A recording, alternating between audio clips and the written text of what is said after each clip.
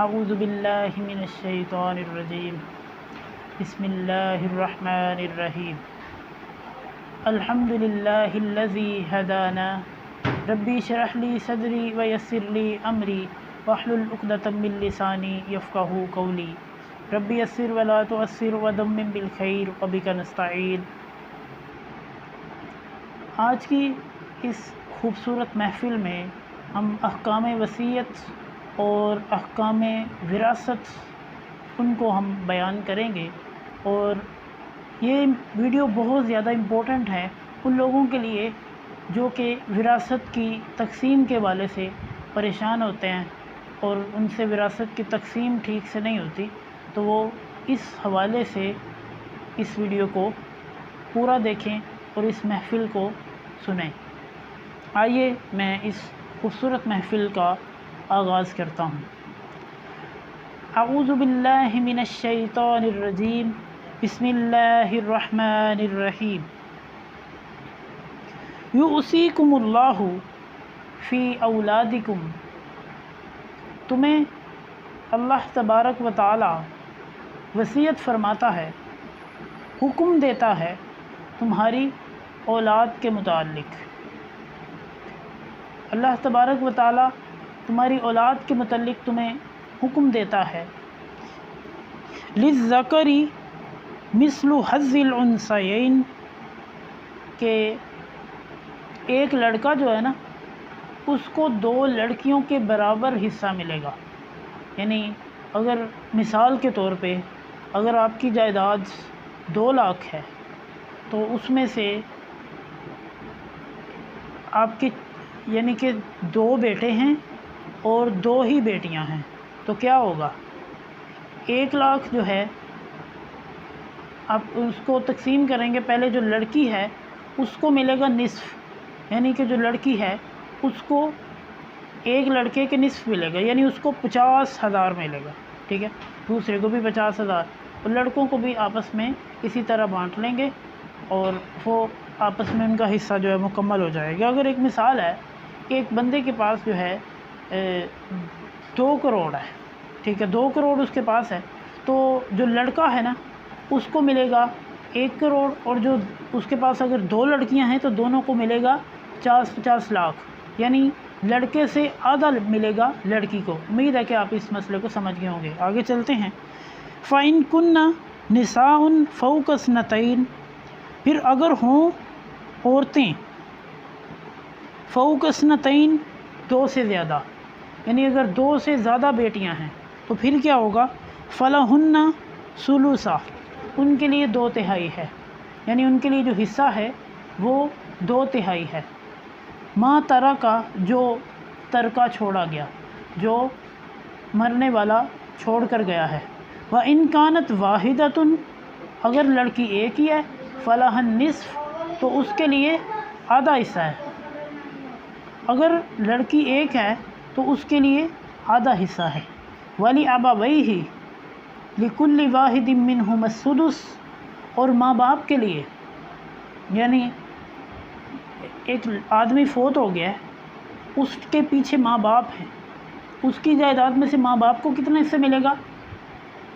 سدس، 6واں حصہ، یعنی جو ماں باپ ہیں ان کو 1/6 حصہ ملے گا، ماں کو بھی باپ کو بھی، جو مرنے والے کے ماں باپ ہیں یعنی بچوں کے دادی دادا، ان کو حصہ ملا اس طرح۔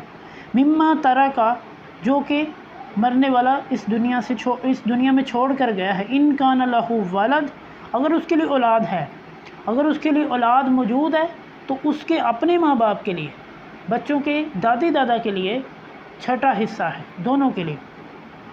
فَإِن لَّمْ يَكُن لَّهُ وَلَدٌ، اگر اولاد نہیں ہے، اس آدمی کی جو فوت ہوا اس کی اولاد نہیں ہے، وَوَرِثَهُ أَبَوَاهُ، تو اس کے ماں باپ اس کے وارث ہیں، یعنی اس کے ماں اور باپ زندہ ہیں۔ فَلِأُمِّهِ الثُّلُثُ، تو ماں کے لیے 2/3 ہے، ٹھیک ہے، ماں کے لیے تیسرا حصہ ہے، تیسرا حصہ 1/3، یعنی جو دادی ہے، بچوں کی دادی ہے، یعنی بچے تو نہیں ہیں لیکن جو آدمی فوت ہوا اس کی ماں موجود ہے، تو اس کو تیسرا حصہ ملے گا 1/3۔ فَإِن كَانَ لَهُ إِخْوَةٌ فَلِأُمِّهِ السُّدُسُ، اگر اس کے بھائی بھی موجود ہیں، یعنی جو فوت ہوا ہے اس کے بھائی موجود ہیں، تو پھر کیا ہوگا، اس کی ماں کے لیے چھٹا حصہ ہے. یعنی ایک مثال، ایک آدمی فوت ہوا ہے، دو بھائی ہیں، ایک فوت ہو گیا، دوسرا بھی زندہ ہے، تو اس کے ماں کے لیے چھٹا حصہ ہے. من بعد وصیۃ یوصی بها او دین، وصیت کے بعد اور قرض کی ادائیگی کے بعد. جو اس نے وصیت کیا کہ اس کو اتنا دے دینا، اس کو اتنا دے دینا، یہ اس نے کیا وصیت، اس کے بعد جو اس کے ذمے قرض ہے وہ بھی ادا کر دو. اور جو مفسرین ہیں، جو محققین ہیں، جو محدثین ہیں، وہ یہ کہتے ہیں کہ قرض پہلے ادا ہونا چاہیے. پہلے قرض ادا کریں گے، بعد میں وصیت کو پورا کریں گے، اس کے بعد وراثت تقسیم ہو جائے گی. آباؤکم و ابناؤکم، تمہارے باپ اور تمہارے بیٹے، لا تدرون ایہم اقرب لکم نفعا، وہ نہیں جانتے کہ تمہارے لیے زیادہ نفع والی چیز کون سی ہے. یعنی جو وہ نصیحت کر رہے ہیں، وصیت کر رہے ہیں، ان کو نہیں پتہ کہ اس میں سے کس کو زیادہ نفع اس میں سے ملے گا. ایک مثال ہے، ایک بندہ 2 کروڑ روپیہ اپنے ایک بیٹے کو دے دیتا ہے، اپنی وصیت کرتا ہے کہ 2 کروڑ اسے مل جائے، اور وہ اس کا کاروبار وغیرہ نہیں کرتا، دوسرے کو کہتا ہے کہ اس کو 1.5 کروڑ دے دو.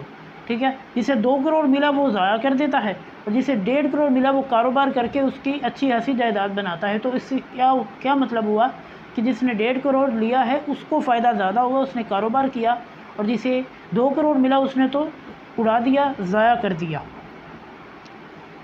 فریضۃ من اللہ، یہ اللہ کی طرف سے فرائض ہیں، بلکہ یہ اللہ کی طرف سے واجب ہے، فرض ہے. ان اللہ کان علیما حکیما، بے شک اللہ تعالیٰ خوب جاننے والا، خوب حکمت والا ہے. اللہ نے یہ حصے خوب جان کر اور خوب حکمت سے مقرر کیے ہیں، ویسے مقرر نہیں کر دیے. وَلَكُمْ نِصْفُ مَا تَرَكَ أَزْوَاجُكُمْ، اور ایک آدمی ہے، اس کی بیوی جو چھوڑ کر گئی ہے، ایک مثال ہے، ایک آدمی کی بیوی فوت ہو گئی ہے، تو کیا کرے، اس کے لیے آدھا ہے جو اس نے چھوڑا. یعنی اس کی بیوی نے 10 لاکھ چھوڑا ہے، تو 5 لاکھ اس کے شوہر کو ہی ملے گا، اور باقی جو 5 لاکھ ہے وہ باقیوں میں تقسیم ہو جائے گا. یعنی بیوی فوت ہو، اس نے جو چھوڑا اس کا آدھا خاوند کو ملے گا. إِن لَمْ يَكُنْ لَهُنَّ وَلَدٌ، اگر اس عورت کی اولاد کوئی نہیں ہے نا، تو پھر ایسا ہوگا، پھر آدھا مل جائے گا. یعنی اس کی اولاد کوئی نہیں ہے تو پھر اس شوہر کو آدھا مل جائے گا. فَإِن كَانَ لَهُنَّ وَلَدٌ، اگر اس عورت کی اولاد ہے، فَلَكُمُ الرُّبُعُ مِمَّا تَرَكْنَا، تو تمہارے لیے چوتھا حصہ ہے، چوتھا حصہ. ٹھیک ہے، اگر تمہاری اولاد بھی ہے، اس عورت جو کہ فوت ہوئی ہے اس کی اولاد موجود ہے، تمہاری اولاد موجود ہے، تو پھر تمہیں چوتھا حصہ ملے گا جو وراثت میں چھوڑا ہے اس نے. من بعد وصیۃ یوصین بها او دین، وصیت کے بعد یا پھر قرض دینے کے بعد. وصیت جو اس نے کیا اس کو پورا کر لو، اس کا ادائیگی کر دو. قرض جو ہے اس کے ذمے ہے، اس کو بھی ادا کرو، اس کے بعد پھر آپ وراثت تقسیم کر سکتے ہو.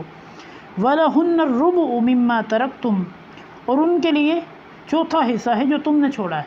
إِن لَمْ يَكُنْ لَكُمْ وَلَدٌ، اگر تمہاری اولاد نہیں ہے، اگر تمہاری اولاد نہیں ہے، تم فوت ہو گئے ہو، تمہاری بیوی زندہ ہے، تو پھر کیا ہوگا، تمہاری بیوی کے لیے چوتھا حصہ ہے. ان مسائل کو، اس ویڈیو کو بار بار دیکھیں. اگر آپ کو سمجھ نہیں آتی تو بار بار اس ویڈیو کو پاس کر کے دیکھ سکتے ہیں. یہ مسائل بہت زیادہ امپورٹنٹ ہیں. ٹھیک ہے، ان مسائل میں حصوں کو بانٹتے وقت بہت زیادہ مشکل پیش آتی ہے. ٹھیک ہے، تمہارے لیے، تمہاری بیویوں کے لیے چوتھا حصہ ہے.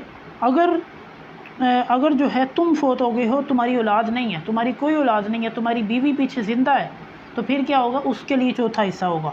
فَإِن كَانَ لَكُمْ وَلَدٌ، اگر اولاد موجود ہے، فَلَهُنَّ الثُّمُنُ مِمَّا تَرَكْتُمْ، اس کے لیے 8واں حصہ ہے. یعنی 1/8 حصہ ہے اس بیوی کے لیے. اگر تم فوت ہو گئے اور اولاد بھی ہے تو پھر اسے 1/8 ملے گا. من بعد وصیۃ توصون بها او دین، یعنی وصیت اور قرض کی ادائیگی کے بعد پہلے وصیت جو کی ہے اس کو پورا کر لو، اس کے بعد قرض ادا کر دو، اس کے بعد وراثت تقسیم کر لو. وَإِن كَانَ لَهُ رَجُلٌ يُؤْرَثُ كَلَالَةٌ، اور اگر ایک آدمی ایسا ہے کہ وہ ایسی، یعنی کہ یؤرث، وہ ایسی وراثت کا وارث بنا ہے، کلالۃ، ایسی وراثت کا وارث ہے. کلالہ اس شخص کو کہتے ہیں جس کے ماں باپ بھی نہیں ہیں، بہن بھائی بھی کوئی نہیں، اولاد بھی کوئی نہیں. ٹھیک ہے، اس شخص کو کہتے ہیں کلالہ. ٹھیک ہے. اب امراتن یا کوئی عورت ہے، مرد بھی کلالہ ہو سکتا ہے، عورت بھی کلالہ ہو سکتی ہے. وَلَهُ أَخٌ أَوْ أُخْتٌ فَلِكُلِّ وَاحِدٍ مِّنْهُمَا السُّدُسُ، اس کا بھائی ہے یا اس کی بہن ہے، یا بھائی یا اس کی بہن موجود ہے، اس کی اولاد نہیں ہے، اس کے ماں باپ کوئی نہیں، تو پھر کیا ہوگا؟ اس کا بھائی بھی ہے اور اس کی بہن بھی ہے، تو کیا ہوگا؟ وَلِكُلِّ وَاحِدٍ مِّنْهُمَا السُّدُسُ، ہر ایک کو چھٹا حصہ ملے گا. یعنی ایک بھائی کو چھٹا حصہ مل جائے گا، بہن کو بھی ایز اٹ از چھٹا حصہ مل جائے گا. فَإِن كَانُوا أَكْثَرَ مِن ذَلِكَ، اگر ہوں وہ اس سے زیادہ، یعنی بہن بھائی زیادہ ہیں، 2 نہیں ہیں، 4-5 ہیں، پھر کیا ہوگا؟ فَهُمْ شُرَكَاءُ فِي الثُّلُثِ، تو وہ 2 یعنی کہ وہ تہائی حصے میں شریک ہوں گے. ثلث تیسرے حصے میں، وہ 1/3 حصے میں سارے شریک ہو جائیں گے. یعنی سب کو 1/3 1/3 1/3، اگر 5 10 20 بھی ہیں سب کو 1/3 مل جائے گا. ٹھیک ہے.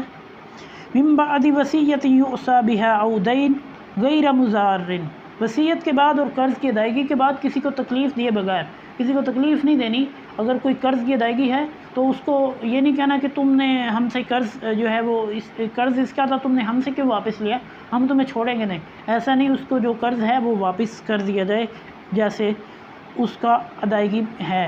وصیت من اللہ، یہ اللہ کی طرف سے وصیت ہے، حکم ہے. واللہ علیم حلیم، اور اللہ تعالیٰ خوب جاننے والا، خوب بردبار ہے، سوچ سمجھ کے فیصلہ کرتا ہے. اللہ تبارک و تعالیٰ خوب سوچ سمجھ کے تمہارے لیے یہ احکامات نازل کیے ہیں، کس کو کتنا حصہ دینا ہے. تلک حدود اللہ، یہ اللہ کی حدیں ہیں، یہ اللہ نے جو بارڈر مقرر کیے ہوئے ہیں. ومن یطع اللہ ورسولہ، جو اللہ کی اور اس کے رسول کی صلی اللہ علیہ وسلم کی اطاعت کرے گا، یدخلہ جنات، وہ جنت میں داخل ہوگا. کون سی جنت؟ تجری من تحتها الانہار، جس کے نیچے سے نہریں بہہ رہی ہیں. یعنی ایسے اوپر باغ اگا ہوا ہے، نیچے سے نہر چل رہی ہے، کیسا خوبصورت منظر ہے. خالدین فیہا، وہ اس میں ہمیشہ رہیں گے. وذالک الفوز العظیم، یہ بہت بڑی کامیابی ہے، اسے نعمتوں والے بہشت باغات ملیں گے، اس کے لیے بہت بڑی کامیابی ہے. ومن یعص اللہ ورسولہ، آگے اللہ تعالیٰ نے اپوزیشن بھی بتا دی، اپوزٹ بھی بتا دیا کیا ہوگا. جو اس کی نافرمانی کرے گا، جو ہم نے حقوق اور جو مسائل احکامات ہم نے بتائے ہیں، جو ان کو پس پش ڈالے گا، جو خود ہی فیصلے کر لے گا کہ نہیں اس کو حصہ نہیں دینا، اس کو دے دو، اس کو دے دو. ٹھیک ہے. جو ایسے کرے گا اس کو کیا ملے گا؟ وَيَتَعَدَّ حُدُودَهُ، اللہ کے حدود کو کراس کرے گا. اللہ نے جو بارڈر بنائے ہیں اس کے بارڈر کے پار چلا جائے گا، دوسری طرف چلا جائے گا، تو کیا ہوگا؟ یدخلہ نارا، وہ آگ میں داخل کیا جائے گا، جہنم میں داخل کیا جائے گا. خالدن فیہا، اس میں ہمیشہ رہے گا. وَلَهُ عَذَابٌ مُہین، ان کے لیے رسوا کرنے والا، جلانے والا اور ان کو تباہ و برباد کرنے والا عذاب ملے گا. صدق اللہ العظیم. آج کی اس خوبصورت محفل کو زیادہ سے زیادہ میں آپ کو تلقین کرتا ہوں کہ اسے شیئر کریں تاکہ ان مسائل کو دوسروں تک پہنچنے میں مدد مل سکے. اگلی محفل کے لیے اللہ نگہبان.